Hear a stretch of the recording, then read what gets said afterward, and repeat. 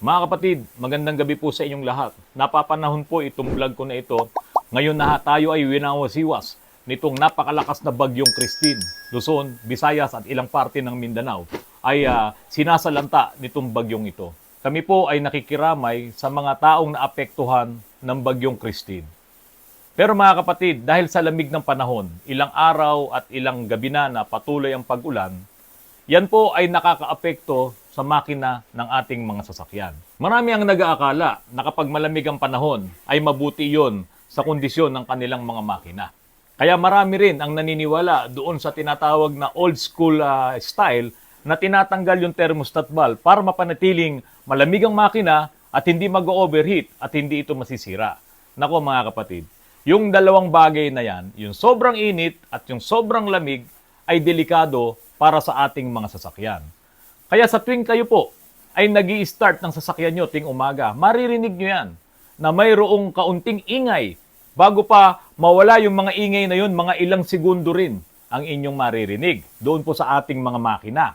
At yun nga po, yung hindi pa nakakaakyat, yung langis, hindi pa nakaka-circulate at talagang yung ingay na naririnig nyo, yan po ay metal to metal friction po sa loob ng ating mga makina. At hindi po yan maiiwasan. Lalong-lalo na kung palaging malamig ang inyong mga makina tuwing ito ay inyong i-start. Ito po yung ating eksperimento tungkol doon sa tatlong langis, tatlong viscosity ng langis na ating bubuksan. Lahat po ito ay bago. At tignan nyo po ang kanilang labnaw at ang kanilang lapot sa ipapakita ko pong video.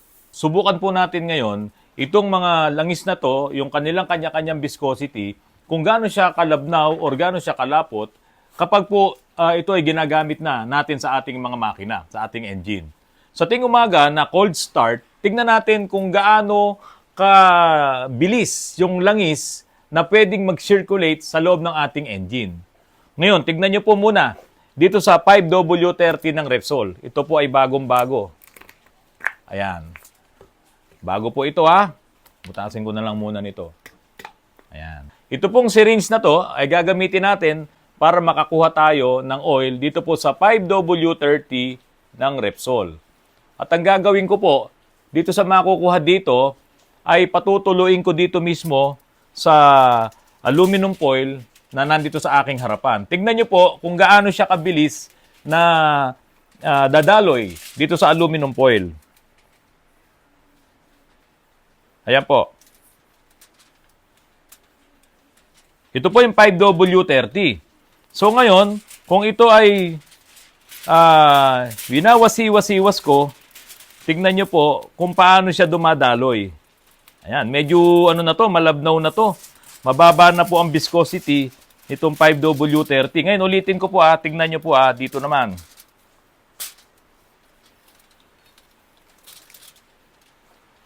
Ayan. Wasiwas ko ulit. So, ganyan siya kalabnaw, mga kapatid. Ngayon, itry naman natin yung 10W40 na Elite ng Repsol. So, takpan ko muna to. Dito. Buksan ulit natin. Ito ay bago din, mga kapatid. 10W40, ito po ay full synthetic, yung parehas na langis na ito. Okay? Buksan ulit natin. At kukuha ulit tayo ng langis dito. Yan. Tinanggal ko lahat yung laman ng ating syringe. Okay, kuha tayo dito sa 10W40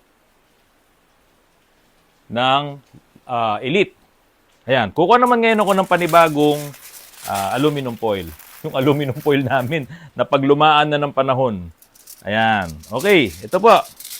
Tingnan niyo po mga kapatid.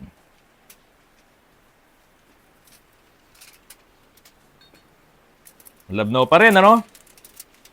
Tapos, ibalik natin dito. Ayan. Tapos dito ulit. So, ganyan po kalabnaw yung langis na ito. So, dito po mapapansin nyo, syempre sa loob ng engine, may pressure naman yon. Talagang mataas yung pressure ng langis para iwas-iwas niya at i-circulate niya sa loob ng makina. Ito pong mga ganitong klase ng langis na mababa ang viscosity, kapag po ito ay ginamit nyo sa inyong mga engine, sa ilang segundo lang ay dapat makasirculate siya sa loob ng engine. Kung hindi, talaga pong titindi ang friction, yung metal-to-metal friction sa loob ng ating mga makina. Ngayon, susubok naman po tayo ng hindi fully synthetic na langis. At ako po'y may dala, hindi fully synthetic na langis, at ito po ay 15W40. Bubuksan ko po itong langis na ito. Bago din po ito. Yan. So, lahat po ng mga langis na ito ay bago. So, kukuha ulit tayo. Sisimutin ko yung laman nun. Buksan ko to. Tignan nyo po kung gaano naman ang kalabnaw or kalapot ito pong langis na 15W40. Ito po ay para makita nyo na kung yung 15W40 ba, kapag inilagay nyo sa engine nyo, ay mabilis ba siyang ma-circulate sa loob ng makina. Hindi ko po sinasabing ito ay hindi okay na langis. Kaya lang, sa mga makabagong makina ngayon, maliliit na po ang mga oil galleries. Hindi katulad ng mga lumang makina na hindi pa inabot nitong emission standards na paghihigpit po ang buong mundo sa mga ginagawang mga bagong makina na dapat ay makasunod sa emission standards, dapat ay makatipid sa fuel. At yun nga pong mga makina na pasok doon ay maliliit na po ang mga oil galleries. Ito po, try nangin natin itong 15W40 na langis. So ayan po. Dagdagan ko pa.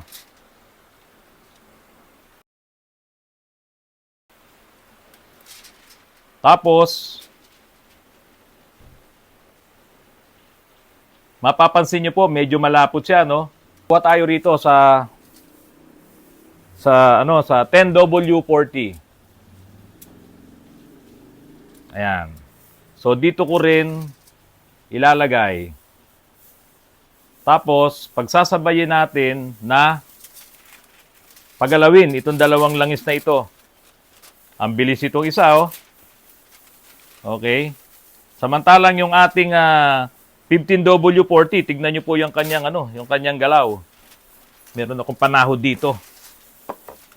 Ayan, mga kapatid. Oh. Ito po ay mga bagong langis. Dito po, pansinin nyo rito. Ayan, saka ito. Ang bagal gumalaw nito. Samantalang mas marami nga, dapat mas mabilis siyang gumalaw, mas mabilis siyang tumulo, pero halos nauunahan pa siya nito. So, diyan pa lang makikita nyo po na yung 15W40 ay mas malapot kung i-compare natin dito sa mga fully synthetic ng Repsol at ito nga po yung Elite na 10W40, mas malabnaw to at ito nga po 5W30 na leader. Wala po akong sinabi na hindi okay na langis itong 15W40. Ipapaliwanag ko po sa inyo dito sa vlog ko na ito kung bakit dapat piliin nyo yung tamang langis para po sa inyong mga makina. Sa bawat panahon po ay mayroon ding langis na dinidevelop para po sa kasalukuyan na paggamit natin ng ating mga sasakyan. Ang bawat makina po ay binibigyan ng panibagong timpla ng langis kung ano ngayon yung mga nararapat na gamitin. Yung API, yan po ay nagsimula sa letter A. At ngayon nga po ay nasa letter N na. Sa diesel naman ay C ang palagi nyong makikita kapag po kayo ay bibili ng mga diesel engine oil.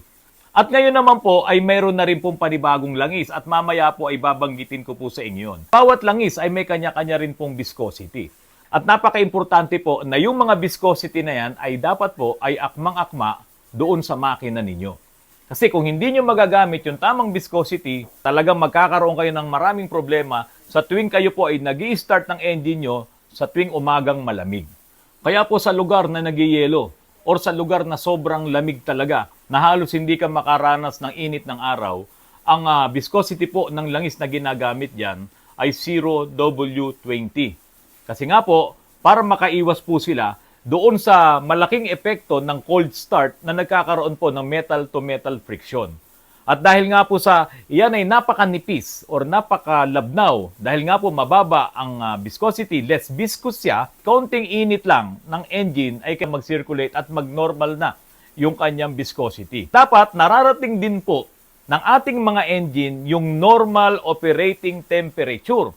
Ngayon, kung tatanggalin mo ang iyong thermostat, napakadelikado po niyan sa ating mga makina. Sa tuwing i-start mo ang engine mo, tuwing umaga, pakinggan nyo, ang mga makina nyo, kung meron kayong naririnig na tunog tuwing umaga na medyo magaspang, at kung ilang segundo bago siya mawala yung gaspang na yon. Yun po yung nakasirculate na ang inyong mga langis. Pero kung medyo mahaba or minuto yung tunog na yon bago mawala, makapal na yung langis nyo dahil baka yan ay lumang-luma na at hindi pa po kayo nagpapalit ng langis. Hanggang sa ngayon, marami pa rin gumagamit ng 15W40 or 20W50 na mga viscosity ng langis. Tulad po nung sinabi ko kanina, yung mga modern engines ngayon, at yun malamang ay pasok doon sa mga inabot na nitong mga Euro compliance dahil nga po noong sinimulan na ang lahat ng mga makina ng mga sasakyan ay maging fuel efficient at hindi nagbubuga ng maraming usok, sinimulan na rin po na yung mga makina na yan ay magkaroon ng maliliit na oil galleries. At kapag ka po yung makina mo ay bago na pala at kasama na doon sa mga niliitan, yung mga oil galleries, huwag mong gagamitan yan ng malapot or mataas ang viscosity ng langis. Bakit po? Sa umpisa, okay yan. Pag nag-change oil ka, bago yung langis mo, okay pa yan. Pero bumilang ka lamang ng ilang panahon, palapot ng palapot yan, at iyan po ang magiging dahilan kung bakit dumalakas ang blow-by mo. Dahil sa tuwing umaga na nag-i-start ka ng engine mo, halos hindi makaakyat yung malapot na langis doon sa mga dapat niyang i-lubricate. Unahin mo na yung cylinder wall at yung piston ring. At pangalawa, itong connecting rod bearing at yung main bearing sa loob ng iyong sasakyan. At lahat pa ng mga umiikot doon na hindi kayang pasukin kagad ng makapal na langis. At sa tuwing gabi po na malamig ang panahon, tulad ngayon, bumabagyo, umuulan, halos ilang araw nang hindi natin nasisilayan itong haring araw na ito na sana'y magpapainit man lamang ng ating klima, hindi po nangyayari yun. Kaya ngayon, yung pong moisture na pumapasok sa loob ng ating makina, yung tubig na yon ay hahalo sa ating langis. At paghalo sa ating langis ng mga tubig na yan, hindi mo yan basta-basta ma-evaporate kung hindi mo talaga mapapainit ng husto ang iyong makina.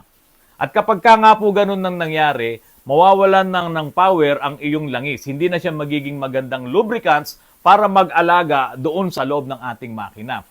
Paano kung halimbawa nga, ang nagasgas ay itong mga cylinder wall ng piston ring dahil hindi na nga po maganda yung kanyang lubrication. Bibilis ang inyong blow-by. Hindi nyo napapansin, unti-unti may blow-by na pala kayo dahil sa tuwing umaga na ini-start nyo ay hindi na maganda ang lubrication ng inyong engine.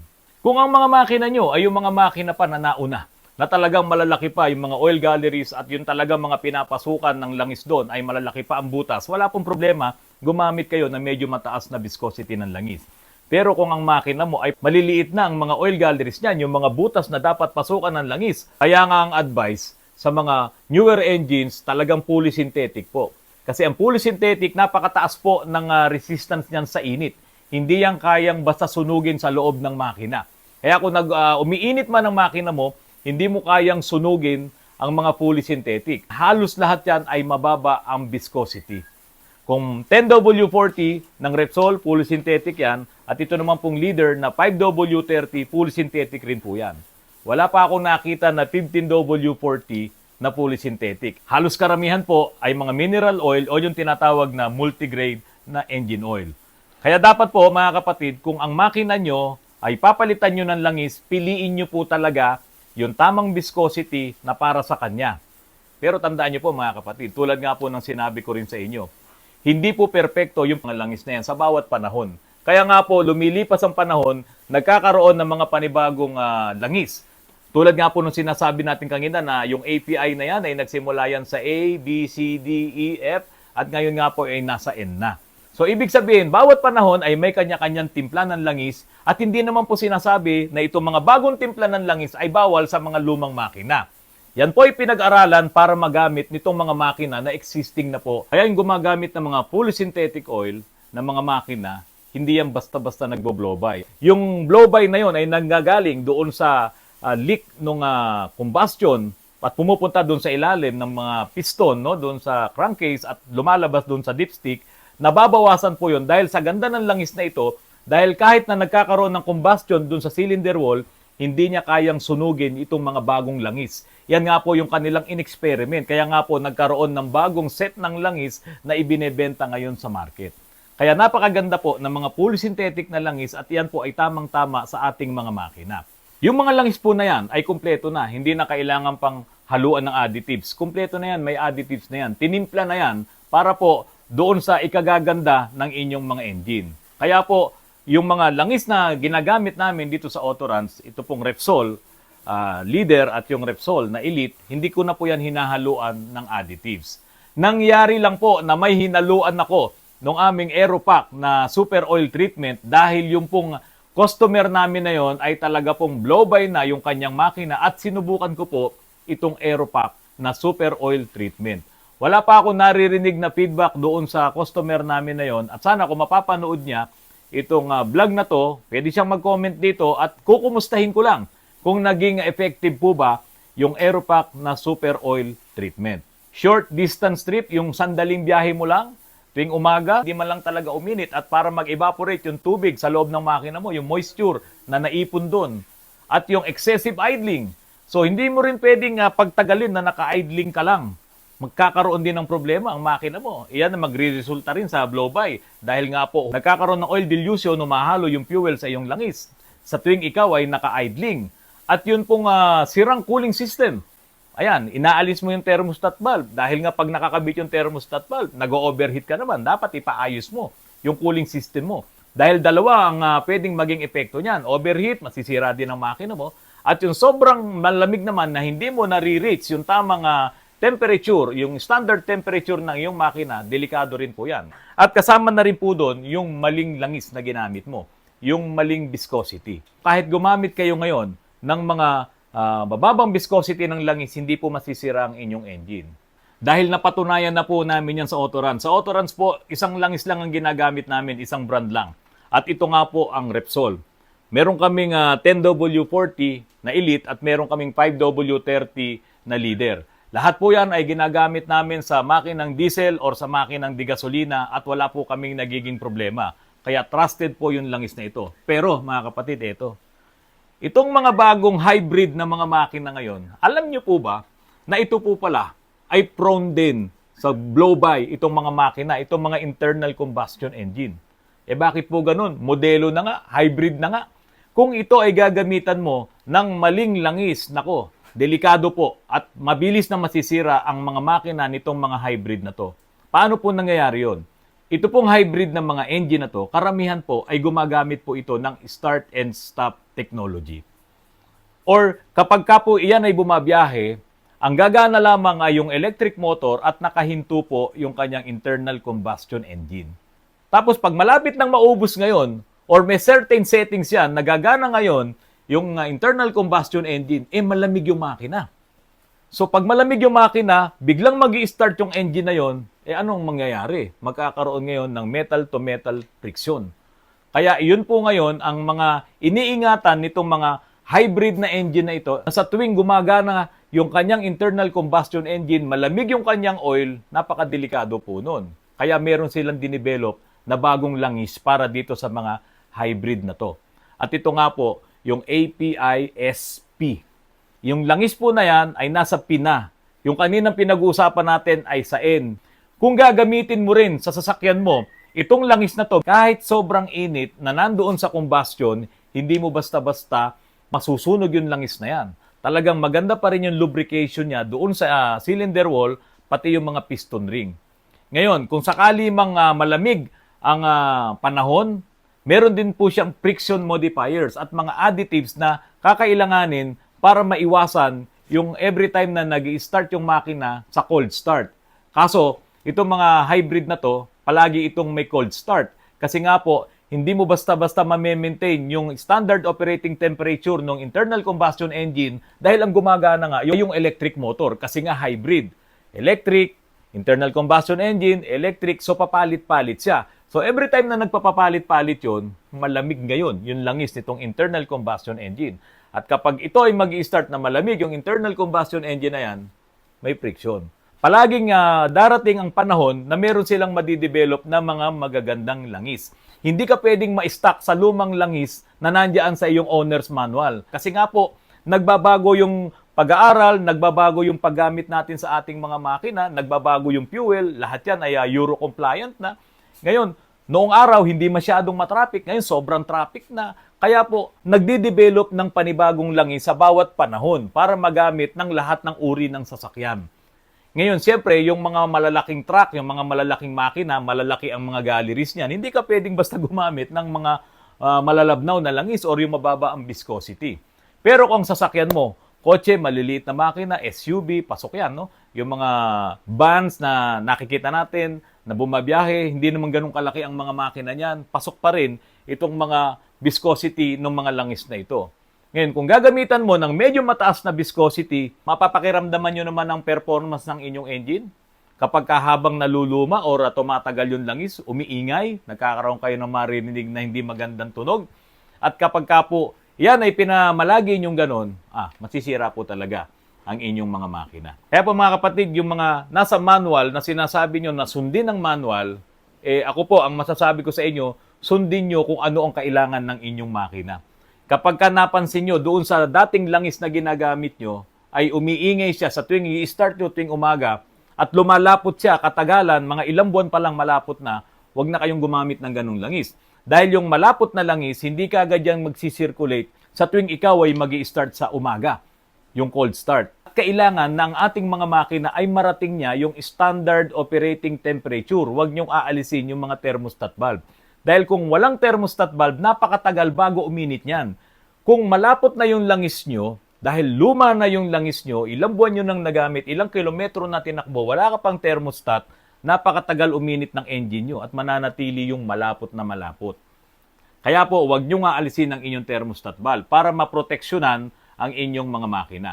So, ibig sabihin, sala sa init, sala sa lamig ang ating mga makina, pero piliin nyo yung tamang langis para maprotektahan siya.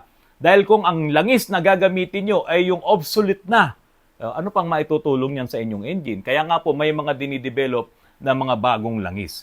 Kahit na anong langis na magandang klase, ang inyong mabibili, kung wala kayong mabiling Repsol dyan sa mga lugar nyo, at hindi kayo makakakuha kagad dito mga langis na ipinapakita ko sa inyo, bilhin nyo yung magandang langis na fully synthetic. Yan po ang makakatulong talaga sa ating mga makina ngayon. Tandaan nyo po, itong mga hybrid na engine, hindi mo pwedeng gamitan ng mga langis na hindi fully synthetic. At ang langis nga po na ginagamit dyan ay ito pong mga API-SP, mga langis na available na rin po sa market ngayon. Sa pagpili po ng langis na inyong gagamitin, ang inyo pong usisain ay yung mga bagong langis ngayon. Lahat po yan ay dinebelo para magamit po ng lahat ng uri ng sasakyan. So yung mga bagong langis po ngayon, API-SN, API-SP, ILSAC GF6A, hindi po sinabing yan ay bawal gamitin sa mga lumang makina. So halimbawa po, ang talagang nakalagay sa owner's manual mo ay 15W40. Walang masama na gumamit ka ng mas mababang viscosity doon. Kasi dito ang pinag-uusapan ay yung cold start. Pwede kang gumamit ngayon ng mas mababang viscosity tulad nitong mga langis na to, pwede sa diesel, pwede sa gasoline, at maingatan ang iyong makina.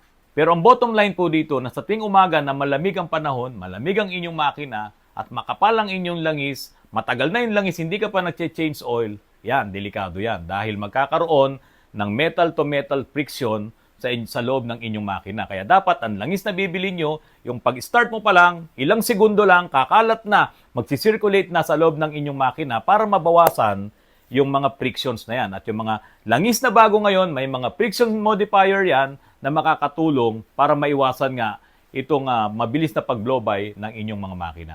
Mga kapatid, kung nakatulong po sa inyo itong vlog ko na to, sana po paki-likes, paki-share, at kung bago pa lang po kayo dito sa aking channel, ay mag-subscribe na rin po kayo para palagi po kayong updated sa aking mga bagong vlogs.